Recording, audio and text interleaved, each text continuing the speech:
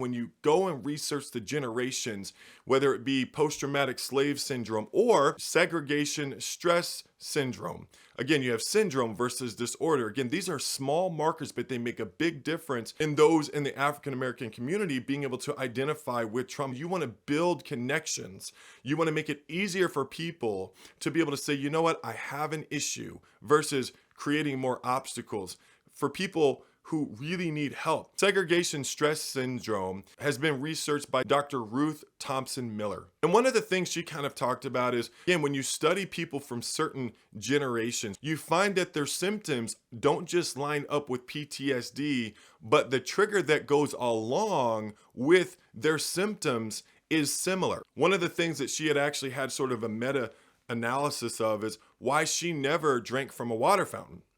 And you think, well, why would you never drink from a water fountain? Because if you could not read, now I want you to think about this for a moment, and hopefully you have the capacity for compassion, right? If you can sort of be in your left and your right brain at the same time, we notice that we're able to have compassion. If you're not able to read and you are a child and you drink from the wrong water fountain, that could be something that would be incredibly costly and something you may never come back from. We have relatives, grandparents that are still alive that can tell us about segregation and the cost of violating that social contracting. People just a couple of generations up who we could actually pick up the phone and call right now and ask about that. That idea of not drinking from a water fountain is something that gets instilled. And now think about how your brain is. What trauma does is it gets things that don't go together to go together, and things that should go together, it actually makes it so that they don't go together. That idea of segregation stress syndrome, that idea of post-traumatic slave syndrome, I get for the dominant group. Most times when there's been time, and there have been situations and there have been policy changes since that has happened, I get it. It makes it almost seem trivial. What are you worried about? That's never going to happen to you again. Move on. I get it. That makes sense. When you look at other types of trauma, it doesn't work that way. When you talk about someone who's been through rape, for example, I work with sexual abuse trauma survivors. What I typically see presented not just psychologically, but in their physiology. Remember that scale of 1 to 10? 6 is when you're flooded. I consistently see that they also hover, let's say, around a 5, maybe a 4 or a 5. And here's the thing, right? My timekeeper may work pretty well in their situation, but I don't have their experience, right? I don't get to tell them when it's over. Because the reality is, first of all, I can't do that in good conscience because it actually could happen again, number one. But number two, for me to be the authority of when their trauma should feel like it's over, that's not within my right to say that. It's completely inappropriate based off of what they've been through. And that oftentimes is for a lot of people, their therapeutic experience is they were told instead of worked with. You know, it's kind of like what you see in church, ministers who demand faith versus help actually build it.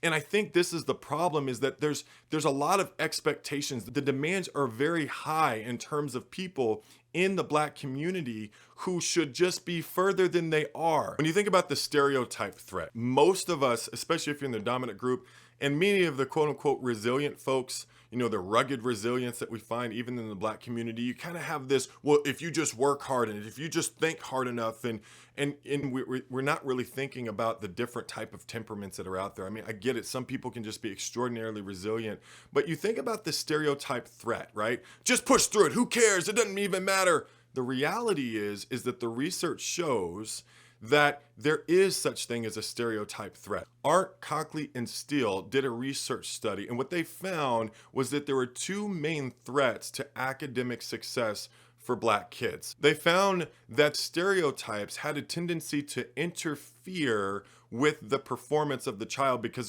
there's part of this, I don't want to fall into the threat. I don't want to fall into this hole that everyone says I'm likely going to fall into. And so there's this anxiety that's very distracting. What they found is that it tends to become a self-fulfilling prophecy. in a lot of situations. The other threat that they found with the stereotype threat is that children, when they weren't successful or because of the anxiety, started to disidentify with school.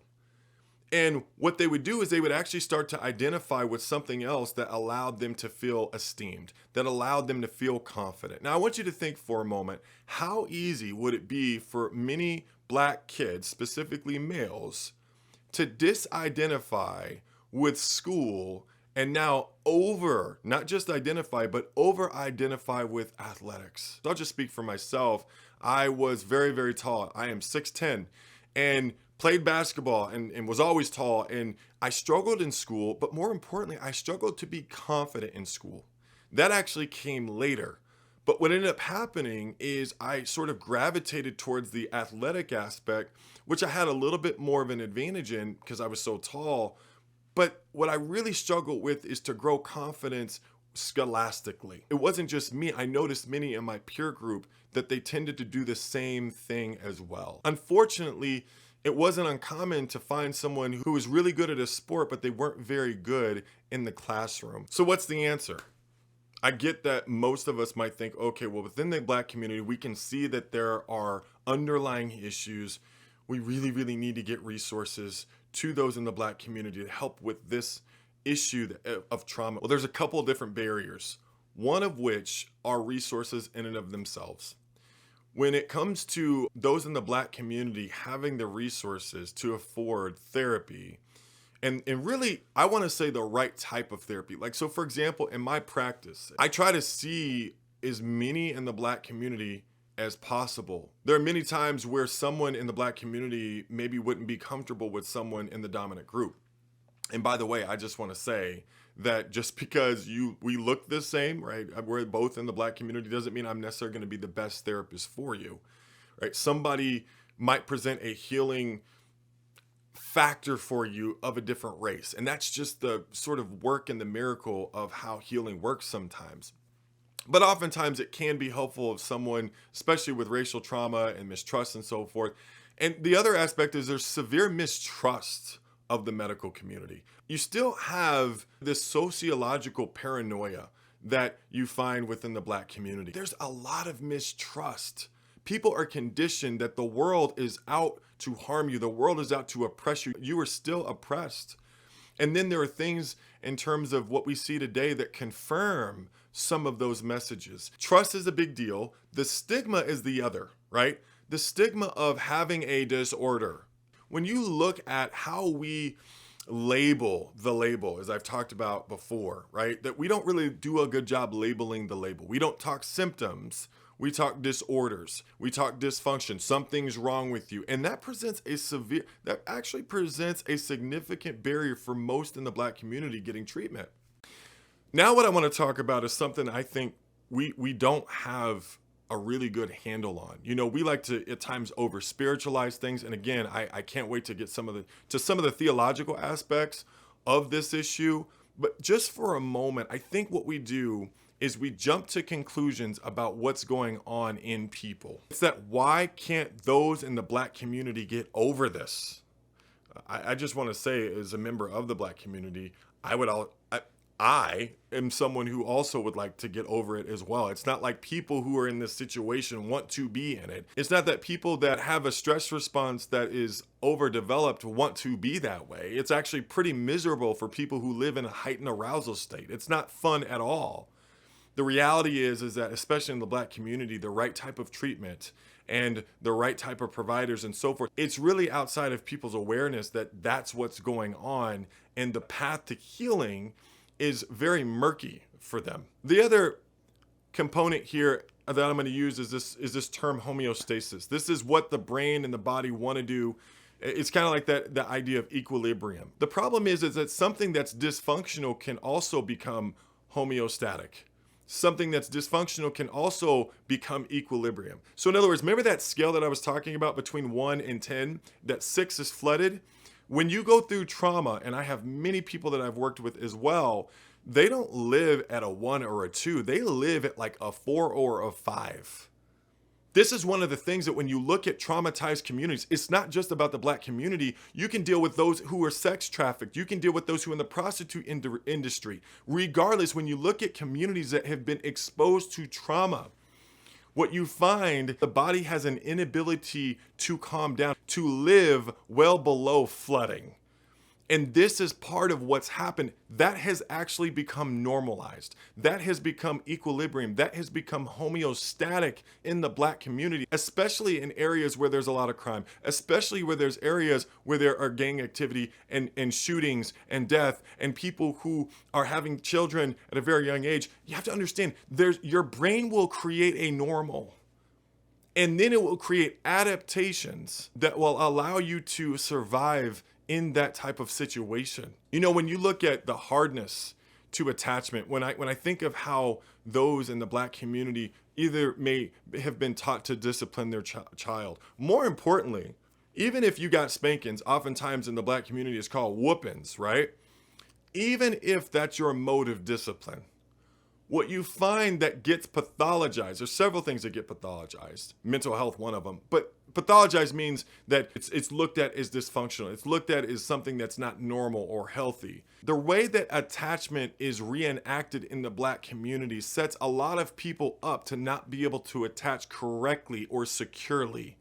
And that becomes homeostatic as well. That becomes normal to have a certain level of edginess in terms of when you look at your parents, to see a certain level of stress that your parents are always under, or to see your parents who are checked out. That's kind of the way things go. There's almost a lack of warmth when it comes to your children.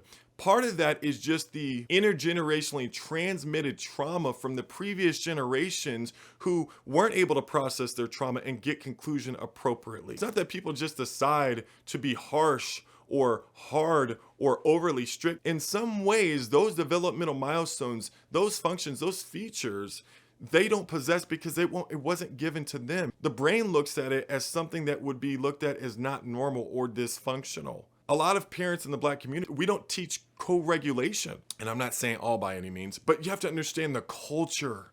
And it really bothers me when people aren't curious. The cure for criticism is curiosity. Are you even curious about this? Right? I want to implore you to just be curious about how things happen and how they come to be. If you were to get a spanking in the Black community, oftentimes it's, you better not cry. You better not cry. And what it does is it teaches a lot of those in the Black community to absorb, but not be able to express. In other words, I'm hitting you and you can't show emotion. What do you think that does? And then what that then becomes is normal. That becomes seen as healthy. That becomes a normative process in terms of parenting. One of the biggest questions in the Black community is this question. They get, okay, slavery is over. Okay, yeah, we understand that. We understand that Jim Crow technically is over, at least on paper. We understand that people can't just come and lynch you and walk off, you know. I mean, maybe they can get away with it, you know, but for the most part, like we get that piece. The lack of conclusion really relates to what was it all for? There's the why it happened, okay, economy and so forth. Okay, fine. But I'm talking about how trauma, the questions that trauma asks. Why? Because again, what the brain wants to do is it wants to keep us safe. What the brain wants to do is it wants to orient towards the threat so we can increase arousal and get out of there, or we can eliminate the threat. Again, that's the way the brain works. And so for a lot of people, and really on an emotional level as well, this is the $1 million question, is what was it all for? And really, I think that's the question that no one really has a solid answer for. This is why I think for a lot of people, they've turned to their faith, which is the best place to turn. But at a neurological level, at a biological level, there is a sense of conclusion that's missing. What I think is important, especially for those in the dominant group, is to have the capacity for compassion. You'll notice that when you're looking at a video like this, right, you're thinking about it in terms of facts. We're going to get to that. I can assure you but what I want to talk about just for a moment is the aspect of conclusion that isn't just in terms of facts, but it's also in terms of the emotional component. That people are disoriented. People, I mean, you have to understand. So, trauma is like this trauma is like being in open water. The one thing that you desire more than anything when you're in open water is land. If you have a trauma, what you desire more than anything is conclusion, and you'll do anything to get it. One of the questions asked by the dominant group is, why does it seem like for Black people everything is turned into a racial issue? You remember how the thalamus works? The thalamus looks for information in our external world, and it brings information so that the part of us that determines emotional significance, in other words, our smoke detector, the amygdala, can make a determination of what to do, right? When you go through trauma, and again, trauma isn't just about what you've experienced, it's also intergeneration. It's a part of your narrative, right? We think that we are just programmed by what we experience in the day-to-day life. You're also programmed by the story in terms of your identity. Your identity you've carried with you your entire life. Most people, they don't want to think in terms of what's transmitted. They just want to look at where they are and then make this assessment about how they should act. Here's the reality. You have the thalamus that is looking for this information. And now it's been shaped because of its environment. So it's really good at filtering, but at times it's bad at it as well. So our thalamus isn't great at filtering, and it looks for certain things in the environment. And here's what gets fed to the smoke detector. Here's what gets fed to the amygdala, that one thing. There is a lack of conclusion, and there is a continuous shaping of the way that their brain interprets information. Many people in the Black community have had confirmatory experiences that unfortunately have had a negative impact on their brain when their brain finds that thing in the environment that had anything to do with their trauma.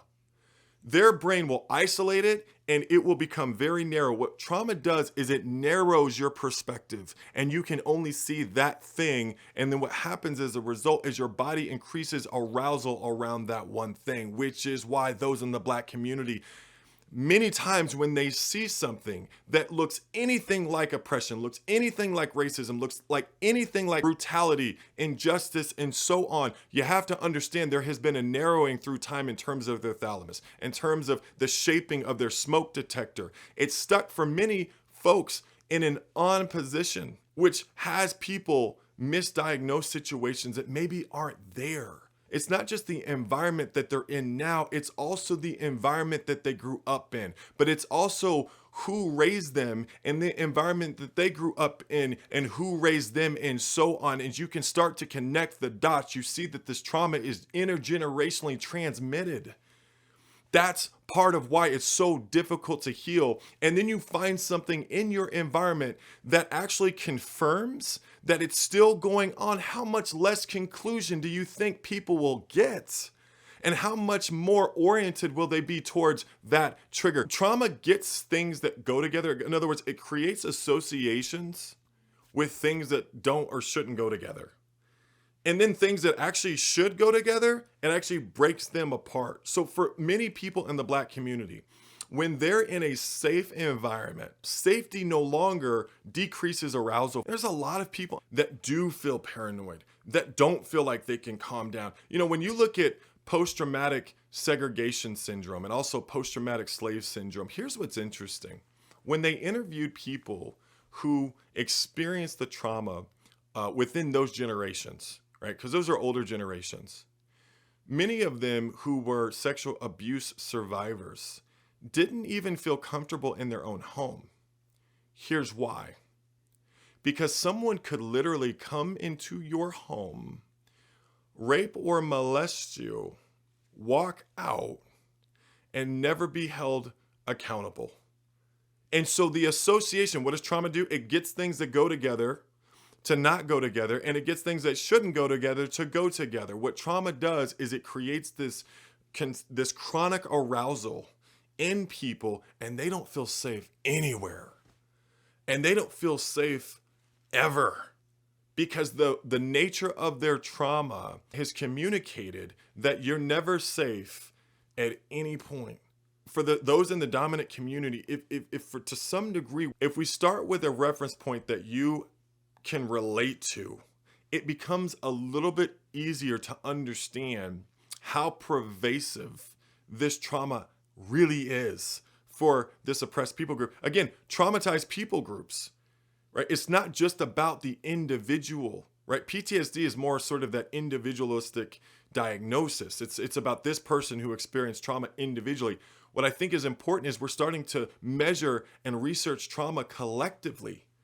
And people groups who have been traumatized in similar ways are reporting very similar symptoms. Before I move on to the dominant group, I want to offer some encouragement to those in the Black community that I do believe that at some point we're going to really start to see better resources and more resources. But in this moment, I just want to encourage, please explore your options. Please be open-minded to looking at different ways of healing and being open to that something needs to be healed at a deeper level. I really want to encourage and also challenge those in the Black community that as we seek reform externally, please make sure you put just as much effort into the reform internally.